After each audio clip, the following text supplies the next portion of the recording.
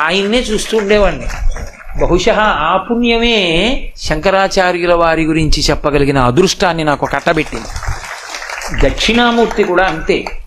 మీ పిల్లలు రోజు వెళ్ళి దక్షిణామూర్తి ముందు ఒక్క 2 నిమిషాలు కూర్చుని మాట్లాడకుండా మౌనంగా ఇన్ని చూసి వెళ్ళిపోవడం అలవాటు చేసుకున్నారనుకోండి, జీవితంలో ఒక కీలకమైన మలుపులో ఆయన ఆదుకుంటాడు, ఆదుకుని గట్టెక్కించేస్తాడు.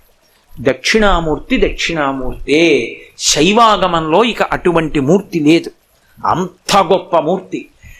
స్త్రీలు, పురుషులు, పిల్లలు అందరికీ అనువైన మూర్తి ఒక్క దక్షిణామూర్తియే. అటువంటి మహానుభావుడికి అధివాసాలు జరుగుతున్నాయంటే తేజస్సుని పుంజుకుంటున్నాడు. ఒక పక్క తేజస్సు పుంజుకుంటాడు, రెండవ పక్క దోషాలని వదిలిపెడతాడు. దోషం ఎక్కడిది? ఆయన మీదే కూర్చుని చెక్కుతారు ఉలిపెట్టి. ఆ ఉలిపెట్టి కొట్టిన దెబ్బలు, చెక్కినటువంటి దెబ్బలు, శిల్పి ఎక్కి కూర్చున్నప్పుడు పాదతాడనము, ఆయన్ని తీసుకొచ్చినప్పుడు, ఆయన్ని క్రేన్తో పట్టుకున్నప్పుడు ఈ దోషాలన్నీ పోగొట్టి సంపూర్ణ తేజస్సిద్ధ్యర్థం ప్రాణ శక్తి ఆయన యందు నిలబడడానికి అధివాసం చేస్తారు.